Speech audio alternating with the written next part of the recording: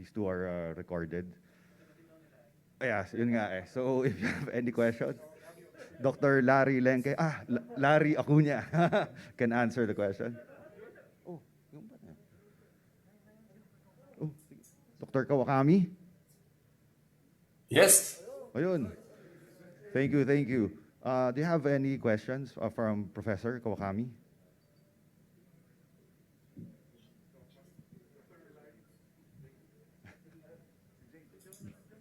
J-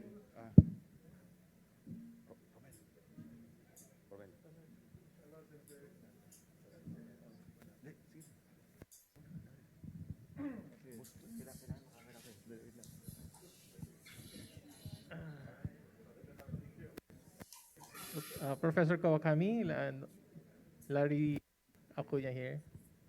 Long time no see. Hello. Thank you for the very nice lecture. One time, I had the chance to assist you. It was a 16-hour operation. It's an adult spine deformity, posterior, anterior, posterior. Do you still do that, Professor? Do you ask me that still I did do this kind of surgery? Yeah, 16 hours? Yeah, the posterior, Well, anterior, actually, posterior. no. Actually, it's impossible to do this kind of operation right now because, 8 hours. All co-medical staffs complain a lot about that. So even though I want to do this kind of surgery, but I give up,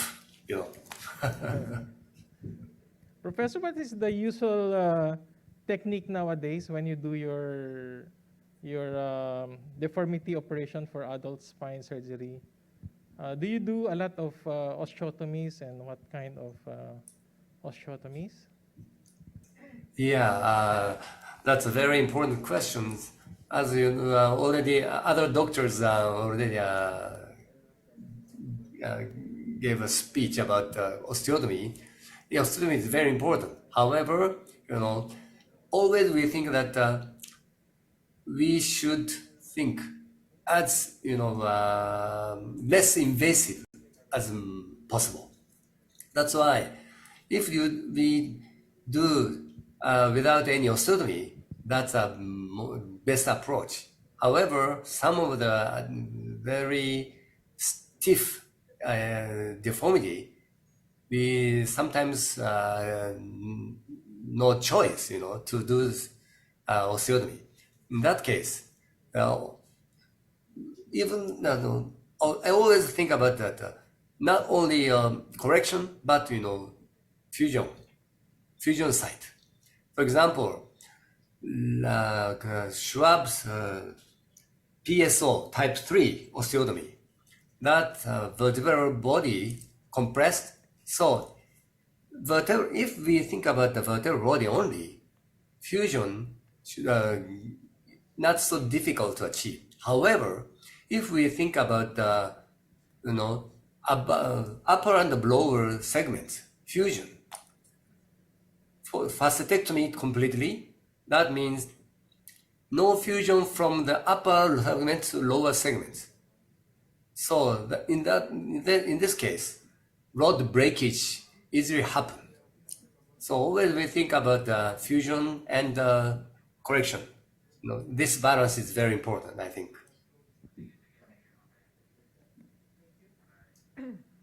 Thank you, Sensei. Question here, sir. Hi, Sensei. Ryan here. Hi.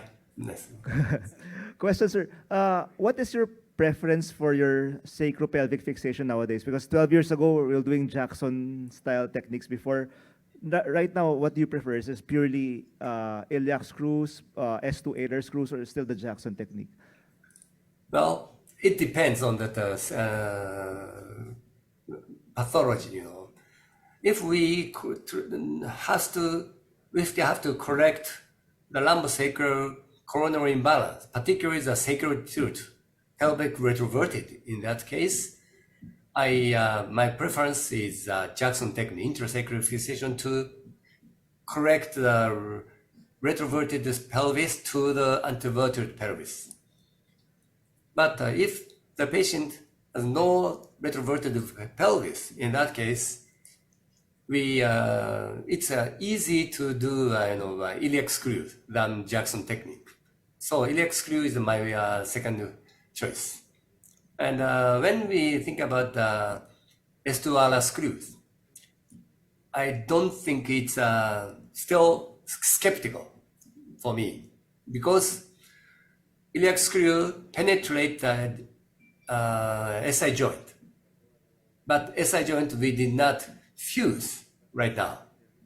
In that case, screw may break.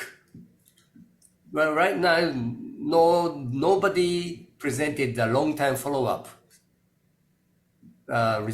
result. That's why I still try to use iliac screws, not S2 ala screws. Thank you very much, Sensei. Any questions from the floor? Ayan. Okay, doctor.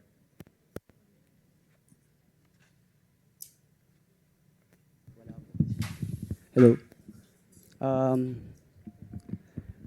Good afternoon, Dr. Kawakami. This is Mark Passion. For young surgeons, Dr. Kawakami, what is your best advice on how to minimize complications and to maximize outcomes? Because we know that spine surgery in adult spinal deformity is the most surgery is the most invasive type of management, sir. Again, how to minimize complications and how to maximize the outcome. Well, most important thing it's very important question, but it's very hard to answer actually. However, what I always tell my young doctors is that climb the one step by one step. That means don't jump to 2 or 3 steps without any preparation for the next step.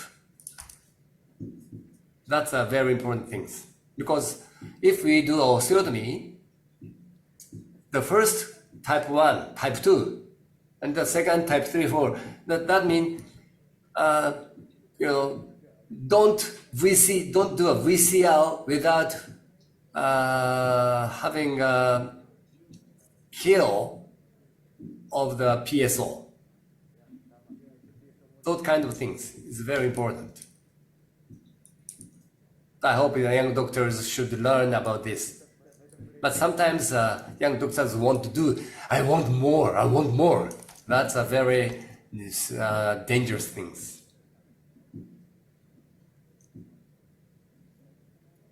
Is okay, Mark?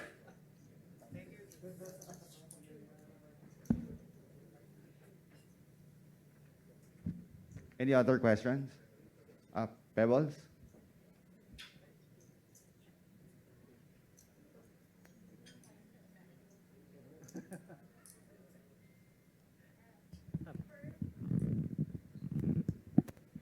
For Dr. Tunku, hi. How do you see our future now with biologics? What would be the direction in the future with regards to the fusion material that we will have? Hello, hi. Sorry, I think there was a technical glitch in the presentation, and actually the last 2 slides talks about what's the future. Yeah, sorry. So the question is, what would be the future direction with Yes. regards to fusion material? Yes, that's where I was getting. So that if you had my last slides, the next way forward in fusion material will still be the basic things that you see just now, which is a combination between the use of biomaterials and growth factors. I don't see that the cells therapy would be the way forward, as it's not going to be commercially viable. It's going to be too expensive, but the combination will be too. So I look at it seeing that the recombinant BMP's growth factors would be the way forward, and the biomaterials that works better than autologous graft would be used instead. Having said this, surgical techniques would still remain the same. So all you surgeons have not to worry about because your skills are still required. The fusion rates will only improve with the use of these new growth factors, which is said to be safe. So I can give you a few names currently in development. One currently is under trials, is called the growth differentiating factor. BMP2 is already out there.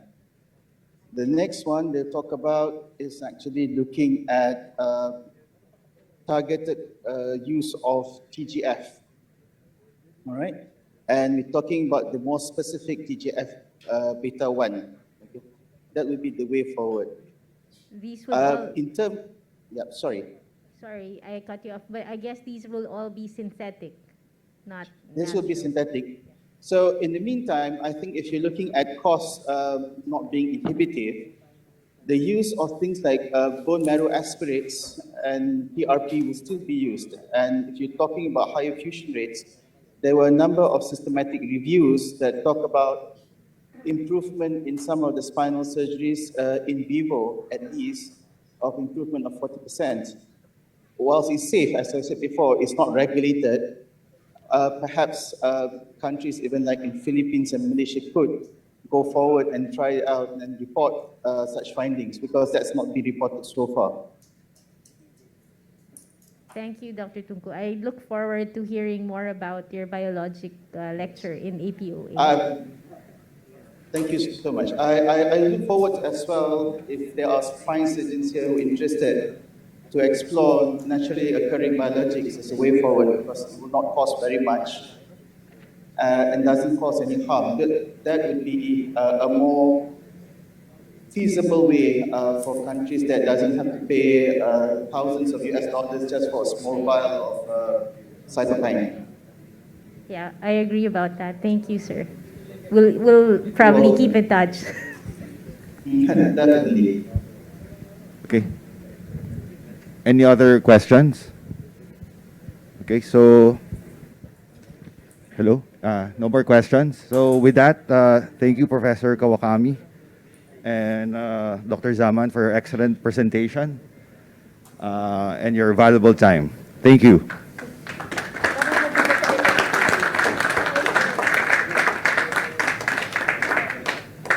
Okay, so with that, we end the day's presentation. So tomorrow, we'll be having our interesting case presentation, the oath taking of our 2023 Board of Trustees and new members, and then our PSS business meeting.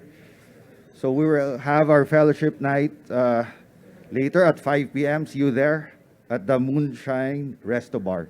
Thank you.